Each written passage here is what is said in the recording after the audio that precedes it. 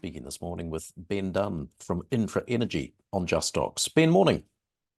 Great to see you, Andrew, and congratulations. Let me start by saying congratulations on your new venture. Looking forward to working with you and following along. It's very exciting. Thank you very much, Ben. Looking forward to following the story with you. As of this week, an exploration update out from you on the Maggie Hays Hill Project in Western Australia. You got the results back from soil sampling. What's it telling you? Yeah, so we've identified further large-scale gold anomalisms on the license. There was some historical gold working going back some time. That wasn't why we bought the license, Andrew, as we've discussed. It was we bought it for its lithium potential, and we've touched on that in a number of announcements. I think it's worth just briefly going back over the history that we only acquired this license in January, the 15th of January. I think we made the announcement. So it's kind of 2 months and 1 week into it, and we've progressed this very, very quickly. We acquired it for the lithium prospectivity, but there was also in the background historical gold opportunities, and we've been able to expand on that. And we think that there is two distinct strong opportunities for our investors and stakeholders in this. There is a genuine gold prospect and a genuine lithium prospect, and we're continuing to work those.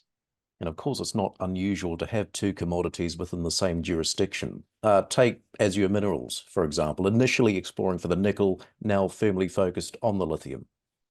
Yeah, that's exactly right. I mean, it's a reasonably large-scale license. These commodities can live within a similar jurisdiction, and Azure is a great example. That they're a fantastic nickel explorer, and then identified the pegmatites, which they thought may be affecting one way or another the nickel resource, and look at that story.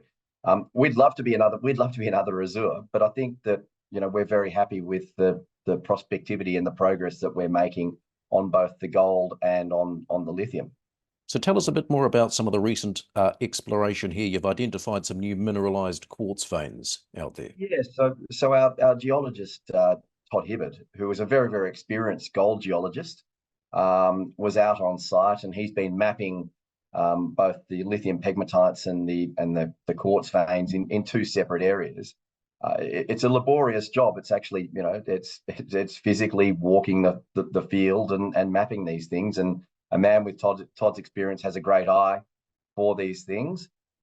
Look, he was following up on the gold anomalism that was identified in the soil samples, and then actually going and doing a visual check and reconciling what the soil assays, soil geochemistry was telling us with what he was seeing on the ground. And he's very confident and very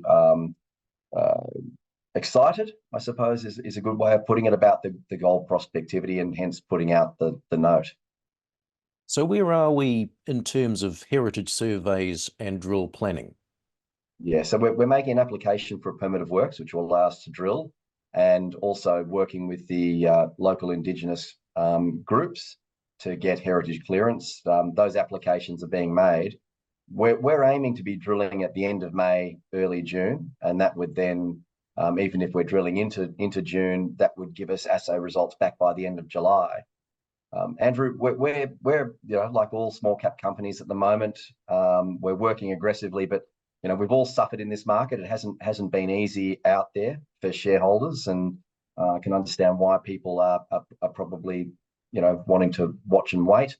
But we've got an aggressive program. We will be drilling in the very near future, by the end of the June quarter, and into July we'll have those assay results back, both for the gold and the lithium, and we're very, very confident that we're onto something in both commodities.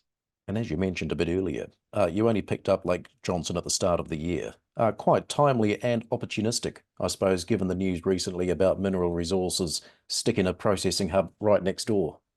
Yeah, look, we've been lucky there. It just further underlines that it's a tier 1 jurisdiction to be in. It's fantastic for us that if we're able to make a lithium discovery, that we'll have Mineral Resources sitting there with their processing facility, I think within about 8 to 10 kilometres of our license. So probably, I'd be hoping that they'd be looking to take feedstock from us rather than trucking all the way from Bald Hills, 100, 200 kilometres away. So very timely for us, great for our investors, and certainly something to watch.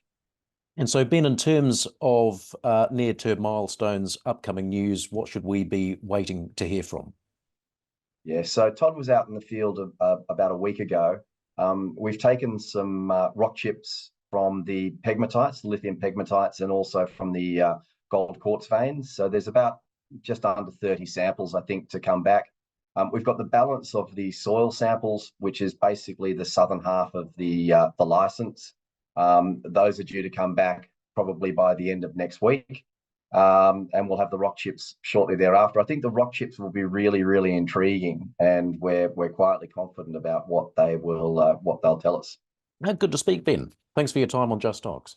Great to speak, Andrew, and I look forward to speaking further with you.